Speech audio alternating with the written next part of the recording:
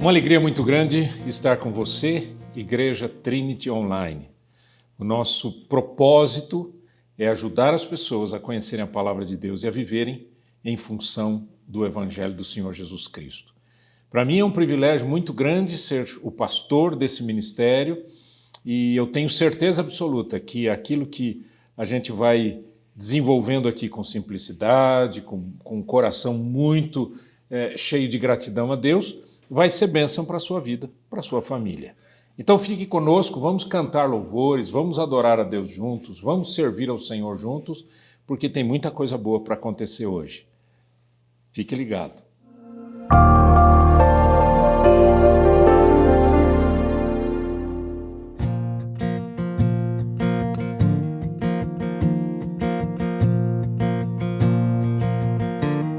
Estamos aqui, Espírito vem, reunidos, Espírito vem, em Teu nome, Espírito vem, nos encontrar, nos tocar, Espírito vem, nos curar, Espírito vem, libertar, Espírito vem, nos transformar. Nos rendemos ante a Ti, Tua presença reina aqui, onde Tu estás, tudo novo se faz, glória e paz, plena alegria.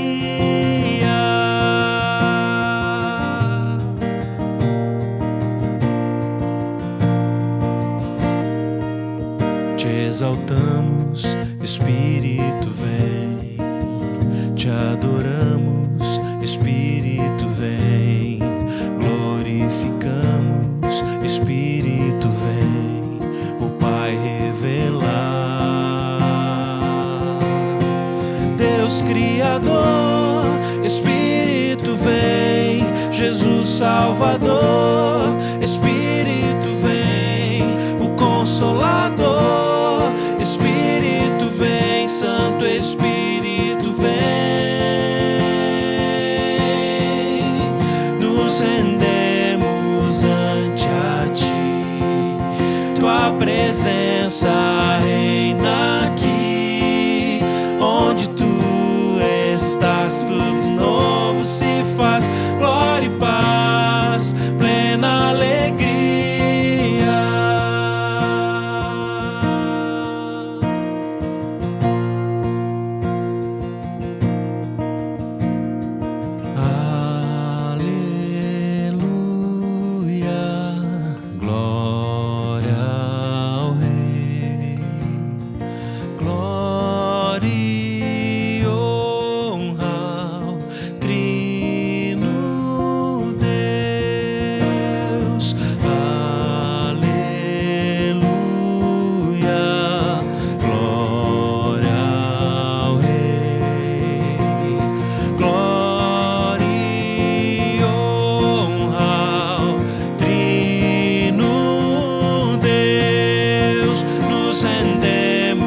Ante a Ti, Tua presença reina aqui, onde Tu estás, tudo novo se faz, glória e paz, plena alegria, nos rendemos ante a Ti, Tua presença reina aqui, onde Tu estás, tudo novo se faz, glória e paz, plena alegria.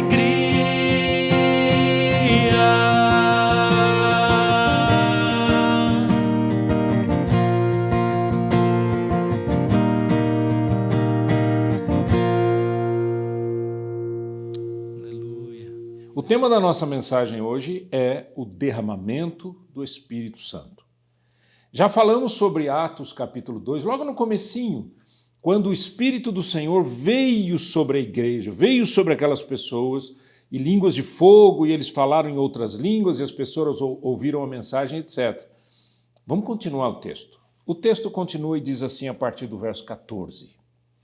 Então Pedro levantou-se com os 11 e em alta voz dirigiu-se à multidão: homens da Judéia e todos os que vivem em Jerusalém, deixem-me explicar-lhes isto. Ouçam com atenção.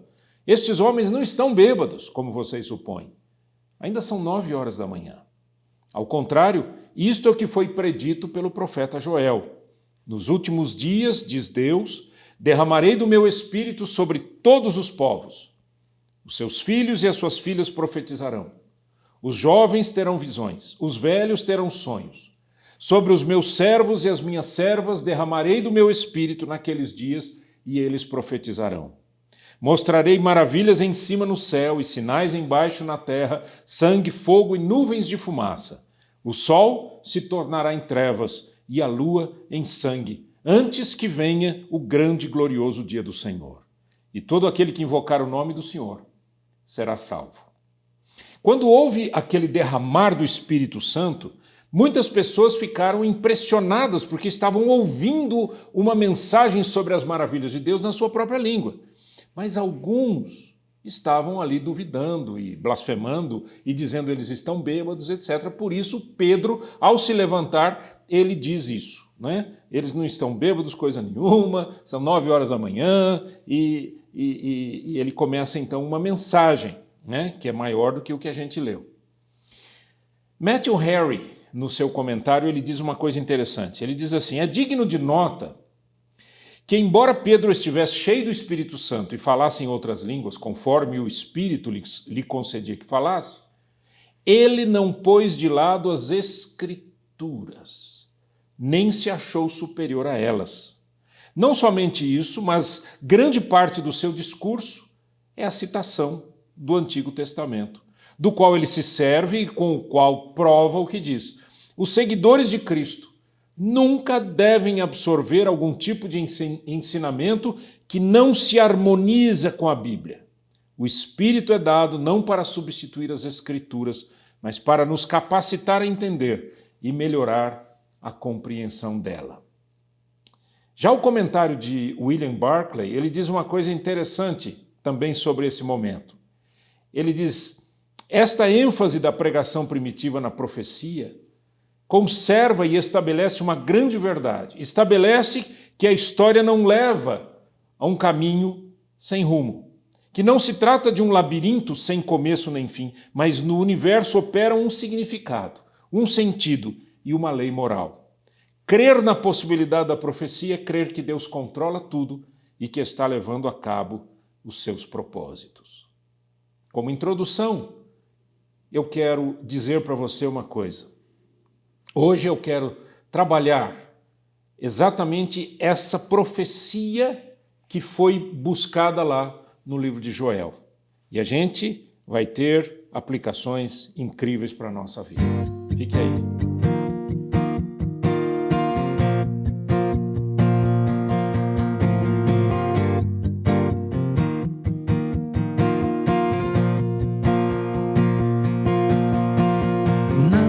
Deixarei levar pelo conselho dos maus, e se assim o fizer, feliz eu serei.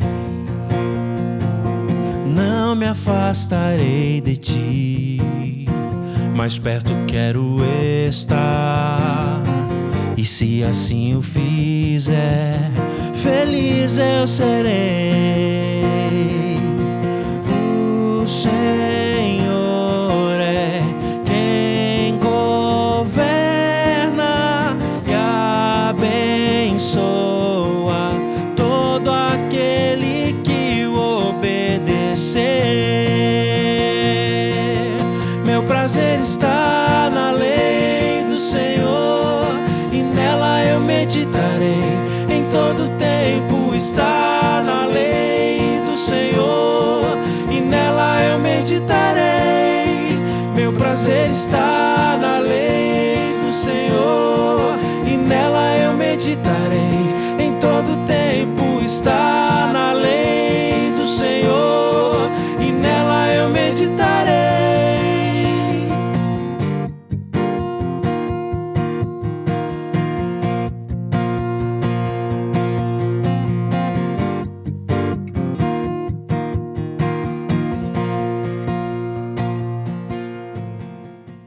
O nosso texto de hoje é Atos capítulo 2, a partir do verso 14, e quando Pedro se levanta com os 11 apóstolos, cheio do Espírito Santo, ou cheios do Espírito Santo, e ele passa a ministrar um sermão, ele passa a pregar àquelas pessoas que estão ali no dia de Pentecostes. É interessante que este é o primeiro sermão cristão que a gente tem nas Escrituras. É o primeiro sermão cristão, porque a gente tem os sermões de Jesus Cristo, né? A gente tem as profecias do Antigo Testamento, etc., as várias palavras do Antigo Testamento, mas como uma ministração a essa igreja emergente, é o primeiro sermão. A guisa de... Para a gente compreender um pouquinho algumas coisas, é interessante a gente notar que na igreja primitiva existiam 4 formas de pregação. Uma é chamada de querigma. Querigma literalmente significa anúncio, anúncio de um arauto, sabe? Aquela pessoa que ia dizendo, olha, vai acontecer isso, oh, atenção, cuidado e tal. Era o querigma. Consiste em explicar sinceramente os principais pontos da mensagem cristã, sobre os quais, tal como o viam os primeiros pregadores, não pode haver nenhum questionamento nem rechaço. Querigma. A segunda forma de pregação era chamada de didaquê, ou a gente chama de didaquê. Didaquê significa literalmente ensinar, né? E esclarecia e buscava o sentido, o significado e as implicações dos atos que se proclamaram. Didaquê era a maneira de dar um discipulado, que a gente chama hoje, um ensino mais consistente. A terceira forma da pregação era a paraclesis, ou paráclesis, que significa literalmente exortação. Esse tipo de pregação admoestava os homens ao dever e à obrigação de mudar sua vida para estar de acordo com o querigma e didaquê.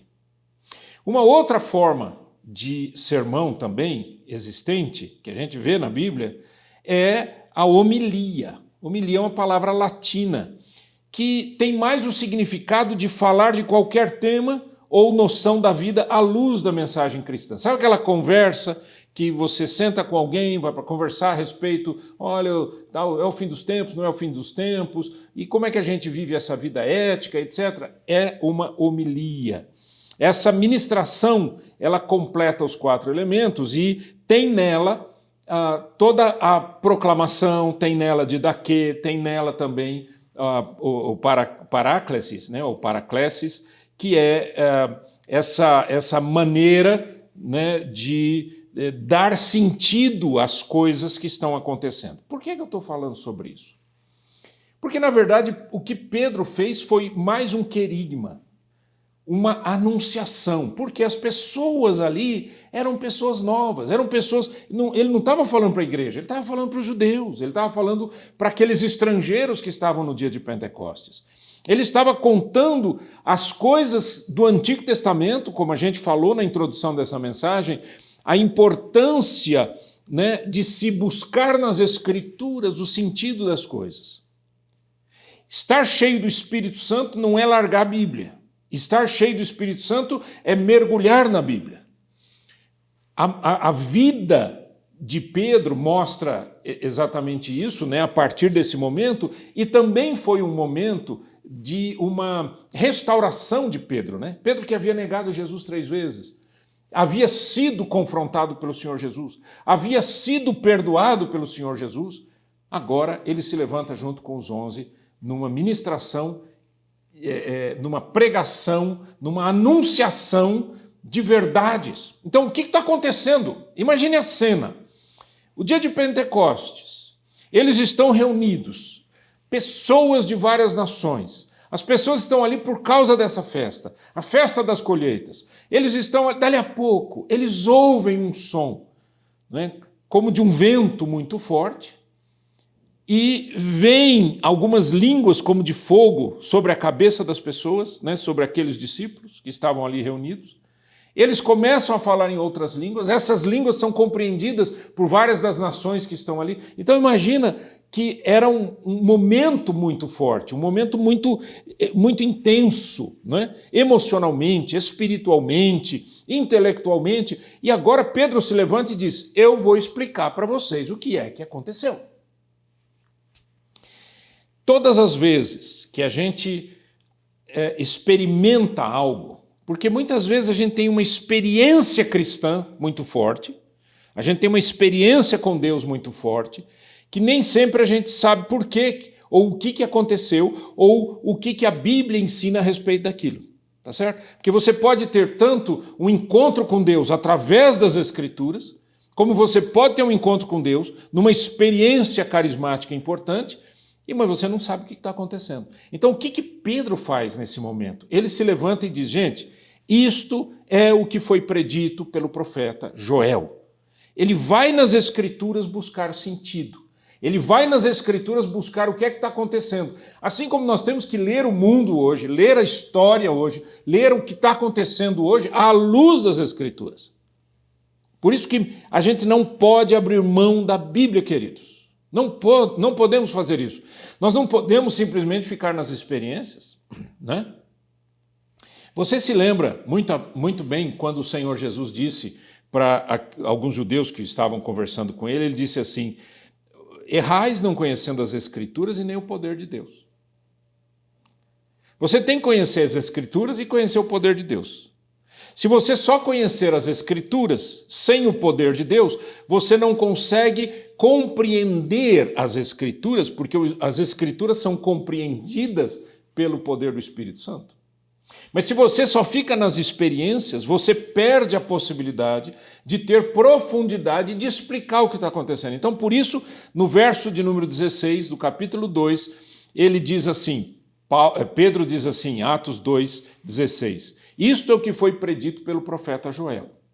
Nos últimos dias, diz Deus, derramarei do meu espírito sobre todos os povos. Outra tradução diz, toda a carne.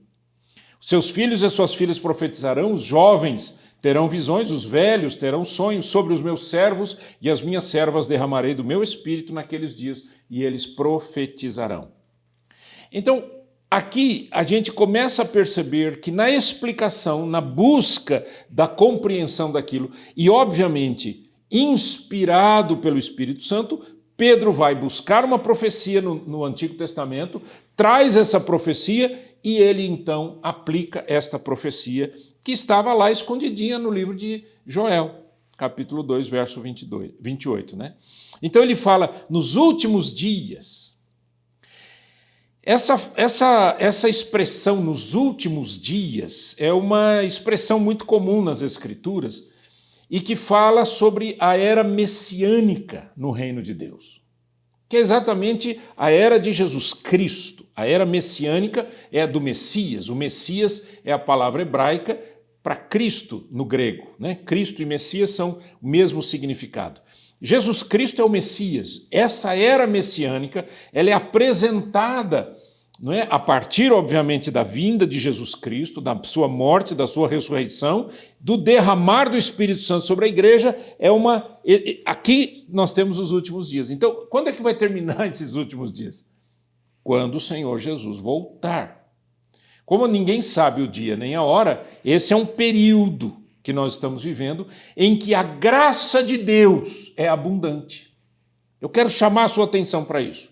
Nós estamos vivendo um período da história, desde a época de Cristo até hoje, que é um período de um derramar da graça de Deus sobre as pessoas. A possibilidade de se ter um encontro com Cristo, a possibilidade de se experimentar a Deus na comunhão mais íntima, isso é algo que a graça de Deus traz para a gente, nesse período chamado os últimos dias. Por exemplo, lá em Isaías, capítulo 2, verso 2, Isaías 2:2 diz assim, nos últimos dias, o monte do templo do Senhor será estabelecido como o principal. Será elevado acima das colinas e todas as nações correrão para ela. Olha que incrível isso, que simbolismo fortíssimo. Nos últimos dias, o templo do Senhor, o monte do templo do Senhor será estabelecido como o principal. Ou seja, as pessoas virão de todos os lugares, todas as nações correrão para esse templo. Mas eu não creio aqui naquele templo físico. Por quê? Porque a partir do dia de Pentecoste, a igreja se tornou o templo vivente do Senhor. Né? É o templo de Deus que anda, é o tabernáculo do Senhor. Né? Então, se essa igreja é o tabernáculo do Senhor, obviamente, essa mensagem, que é a mensagem profética lá no Antigo Testamento, 700 anos antes de Cristo, o livro de Isaías, quando ele diz, nos últimos dias, o que vai acontecer? As nações correrão para o templo. Há uma compreensão por parte de estudiosos da Bíblia, de que o tempo que precederá a volta de Cristo será um tempo de grande avivamento espiritual. Eu creio particularmente que nós estamos vivendo esse tempo. Por quê? Porque nunca a gente ouviu de tantas pessoas tendo um encontro com Cristo, pessoas de todos os lugares, de nações distantes. Nós estamos aqui, falando pela internet. O que nós estamos levando essa mensagem? Quem falar em português e acessar essa mensagem tem a possibilidade de ouvir do Evangelho de Jesus Cristo. E não só eu, mas quantos milhares de pregadores estão fazendo isso, né, nesses últimos dias. Oséias, capítulo 3, versículo 5, diz assim: depois disso, os israelitas voltarão e buscarão o Senhor, o seu Deus, e Davi, seu rei. Virão tremendo atrás do Senhor e das suas bênçãos nos últimos dias. Olha que lindo isso. Também nos últimos dias ele está dizendo que os israelitas voltarão e buscarão o Senhor. A gente tem visto um movimento de Deus trazendo pessoas que são, tanto da nação judaica como da religião judaica, trazendo para o cristianismo. São igrejas messiânicas que eles chamam, eles não usam a palavra cristã por conta da língua, né?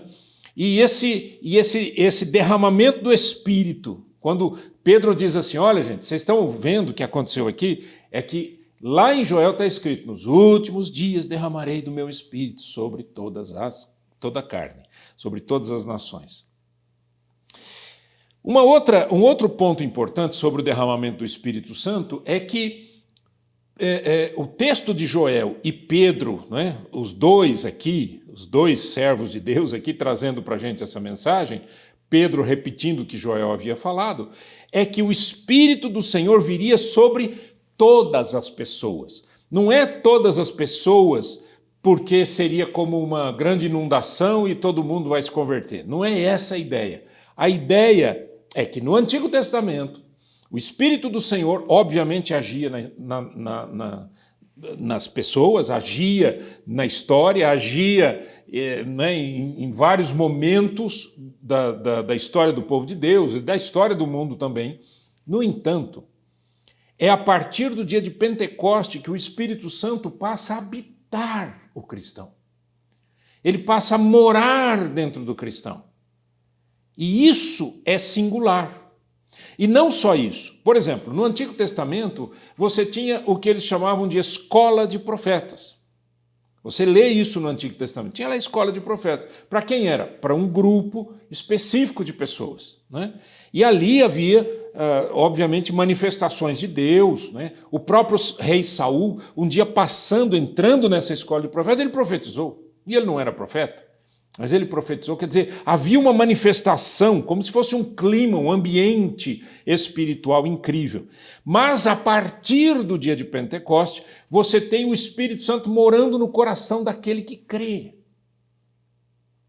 O apóstolo Paulo chama isso lá em Efésios, ele diz assim, Efésios 1,13, ele diz, tendo ouvido o evangelho da vossa salvação e tendo nele crido, fostes selados com o Espírito Santo da promessa. Então, o que a gente enxerga aqui nesse texto de Pedro e Joel? Primeiro, que não haveria distinção de sexo.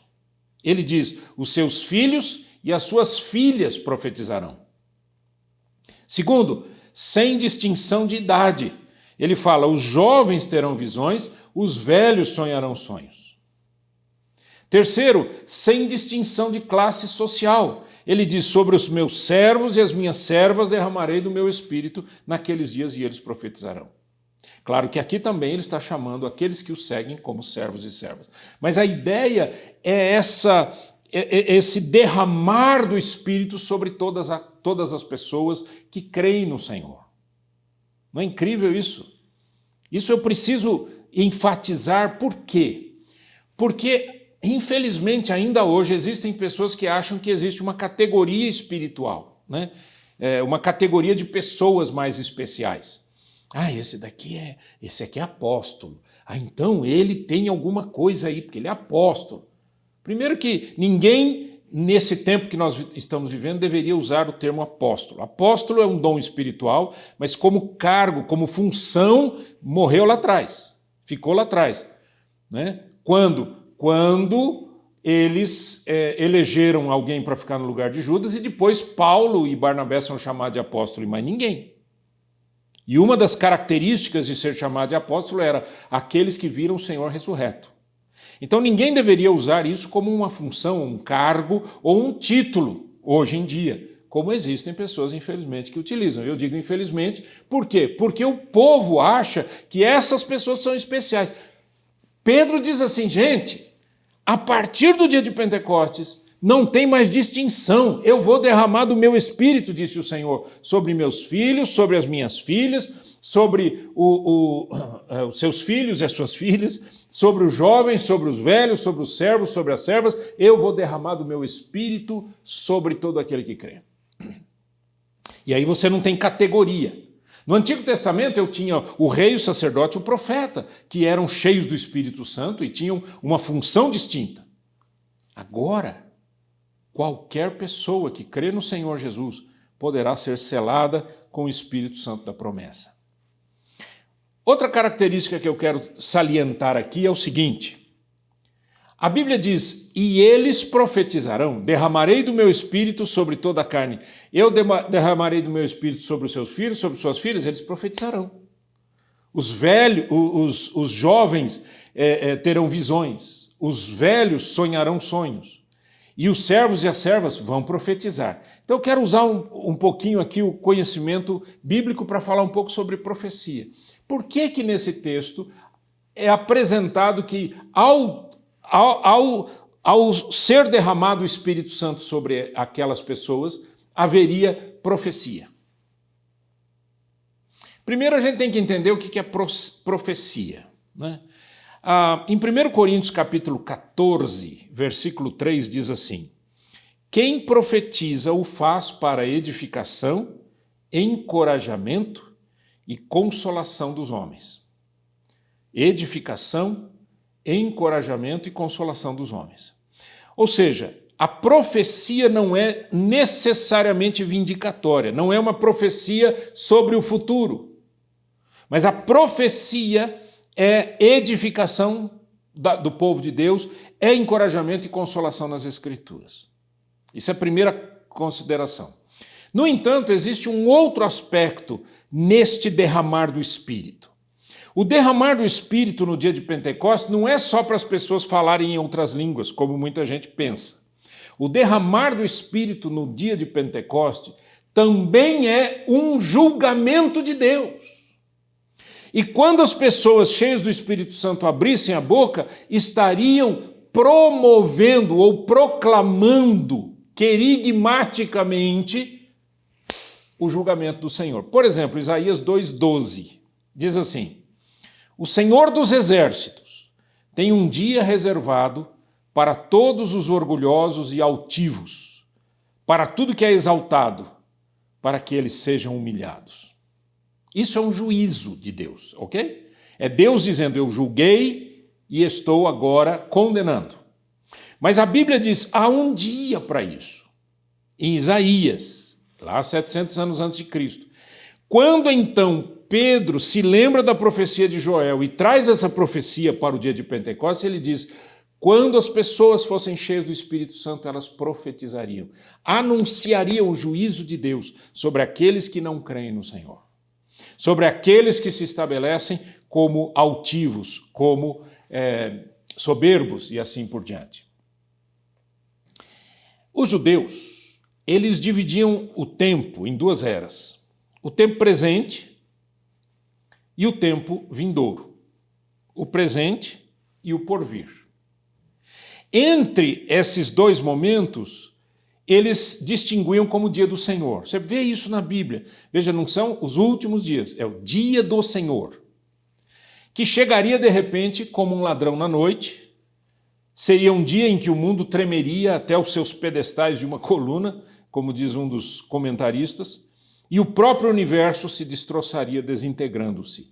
Seria um dia de juízo e terror, através de todos os livros proféticos do Antigo Testamento e de muitos do Novo, há a descrição disso. Por exemplo, em 1 Tessalonicenses, capítulo 5, a partir do verso 1 até o verso de número 11. Vamos pensar sobre isso um pouquinho? O dia do Senhor. Irmãos, quanto aos tempos e épocas, não precisamos escrever-lhes, pois vocês mesmos sabem perfeitamente que o dia do Senhor virá como ladrão à noite. Quando disserem paz e segurança, a destruição virá sobre eles de repente, como as dores de parto à mulher grávida, e de modo nenhum escaparão. Mas vocês, irmãos, não estão nas trevas, para que esse dia os surpreenda como ladrão. Vocês todos são filhos da luz, filhos do dia. Não somos da noite nem das trevas. Portanto, não durmamos como os demais, mas estejamos atentos e sejamos sóbrios. Pois os que dormem, dormem de noite. Os que se embriagam, embriagam-se de noite. Nós, porém, somos do dia. Sejamos sóbrios, vestindo a couraça da fé e do amor e o capacete da esperança da salvação. Porque Deus não nos destinou para a ira, mas para recebermos a salvação por meio de nosso Senhor Jesus Cristo. Ele morreu por nós, para que quer estejamos acordados, quer dormindo, vivamos unidos a Ele. Por isso, exortem-se e edifiquem-se uns aos outros, como de fato vocês estão fazendo. O que Paulo está dizendo aqui em 1 Tessalonicenses capítulo 5, do 1 ao 11? Ele está falando do dia do Senhor. Esse dia do Senhor é um dia de estabelecimento desse julgamento de Deus sobre a terra toda. Ah, mas então isso vem primeiro, vem depois, Eu quero que você entenda o conceito. Voltando lá em Atos capítulo 2, o dia de Pentecostes foi aquele derramar do Espírito Santo, e quando Pedro traz aquela profecia de Joel, ele faz a conexão desse dia do Senhor com o derramar do Espírito também. Não que seja o dia do Senhor, mas a conexão através da profecia, da palavra de Deus anunciada, exortando a humanidade. Ok? E aqui, em 1 Tessalonicenses, veja que agora nós estamos na palavra de Paulo, o apóstolo, ele diz que quando se ouvir falar, quando ouvirmos falar de paz e segurança, virá repentina destruição. Esse é também o chamado o dia do Senhor. Mas aí ele chama a atenção dizendo assim, nós não somos da noite, nós somos do dia. Nós não somos daqueles que vivem pecando, errando, fazendo as coisas erradas e depois se apresentando como bonitinhos. Nós temos que ser pessoas do dia. Então há um clima aqui de remanescente. Olha aqui. Remanescente é eu não digo uma doutrina, mas é um conceito bíblico muito forte, que era sempre assim, quando tinha um certo juízo de Deus sobre a nação, etc., tinha sempre um resto, um grupo de pessoas que não caía naquele erro, que não caía naquele pecado.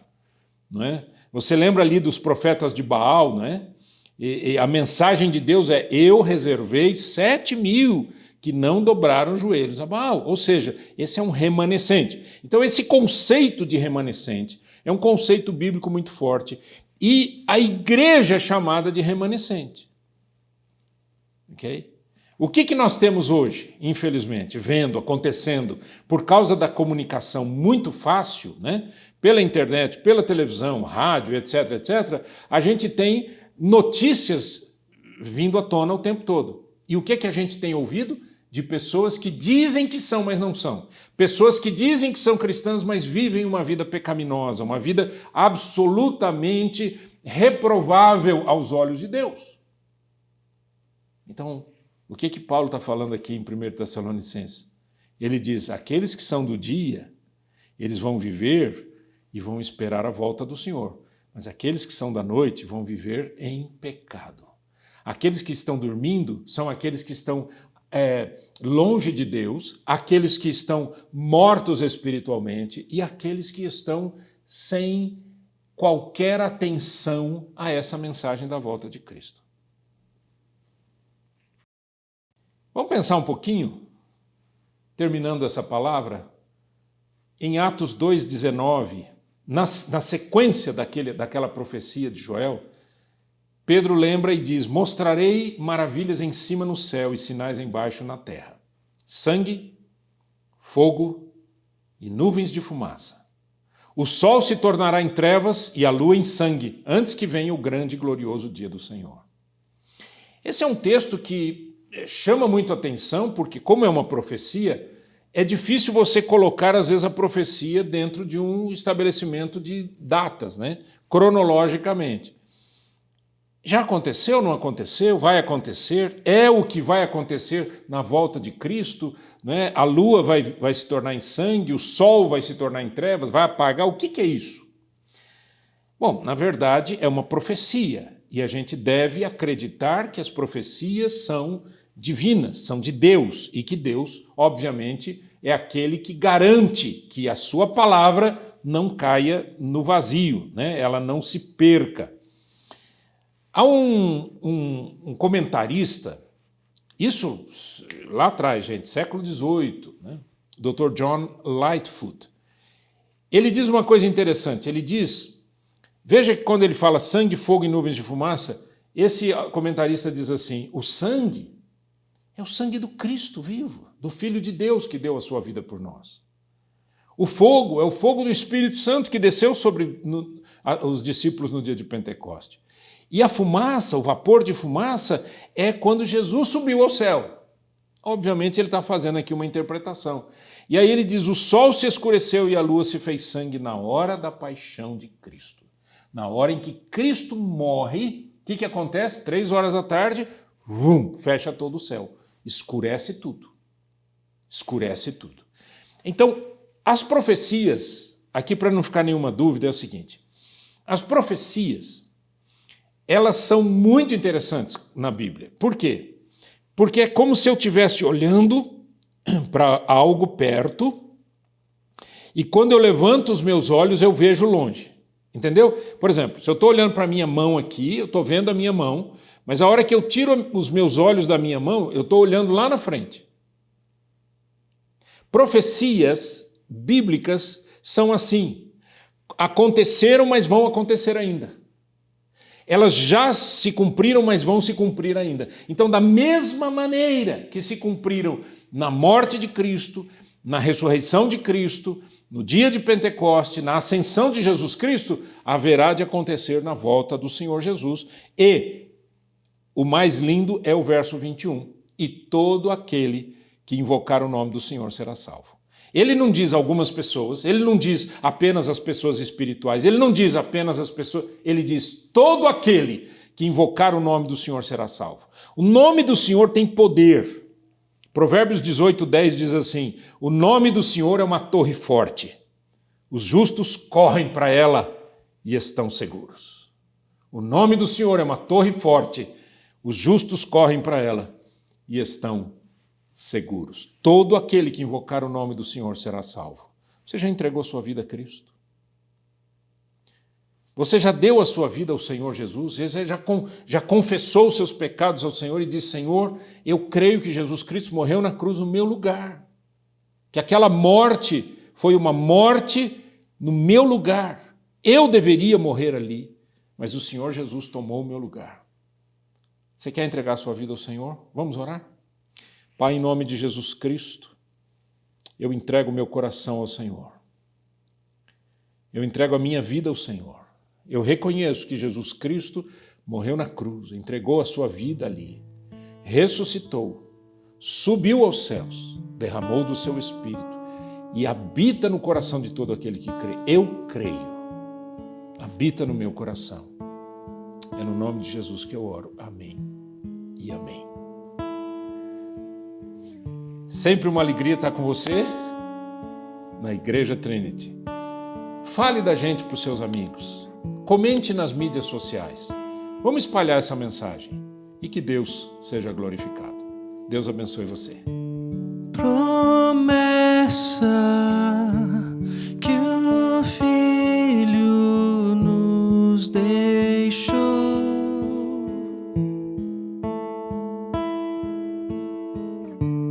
presente que o Pai nos enviou, o mesmo Espírito que ressuscitou Jesus dos mortos com seu poder, habita em nós. Só Ele pode sondar o coração de Deus, o Criador.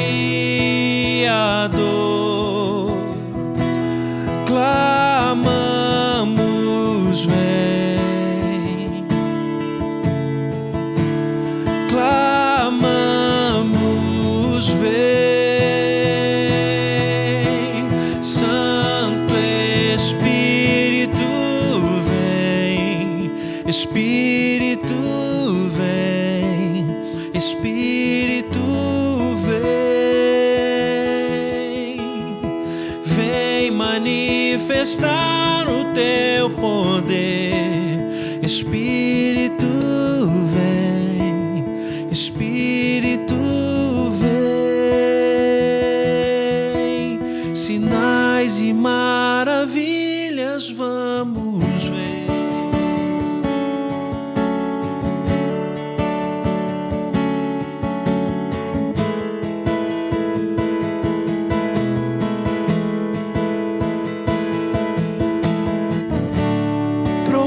Promessa que o Filho nos deixou,